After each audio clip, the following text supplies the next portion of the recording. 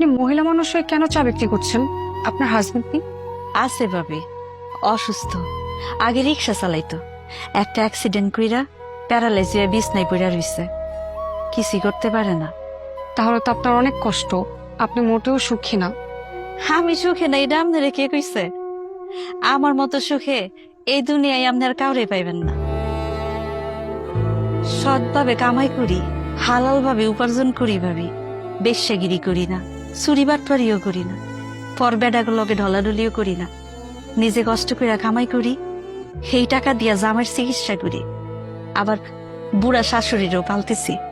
আমার 2টা পোলা মাইয়া আছে, এগুলার স্কুলে পড়ালেখা করাইতেছি ভাবি।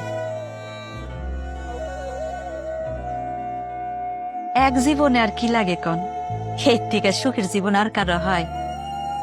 সারাদিন দোয়ানে খাটাখাটনি করানোর পরে যখন ঘরে যাই ভাবি, ওনার চেহারাটা দেখার পরে আমার সব কষ্ট দূরে যায়। প্যারালাইজড হাজবেন্ডের মুখ দেখে আপনার সব কষ্ট দুঃখ দূর হয়ে যায়? যাইবো না কেন? উনি তো আমার সুখ, আমার শান্তি। উনি যখন ভালো ছিল, আমার সুখে রাখনের লেগে দিন রাত কত কষ্ট করছে। রিক্সা চালাইয়া 2 বেলা খাওয়াইলো, ভালোবাসার কোনো কমতি আছিল না, সুখেরও কমতি আছিল না। স্বামী প্যারালাইজ হয়েছে বইলা আমি তারে দেখে অসুখে থাকবো, সেটা তো হইতে পারে না। আরো কি জানেন ভাবি, পোলা মাইয়া 2টা যখন স্কুল থেকে ফিরিয়া মা কইয়া জড়াই ধরে, আমার সব কষ্ট দূর হইয়া যায়। তখন মনে হয় আমি এই শহরের রানী, এই ঢাকা শহরের রানী ফুলি।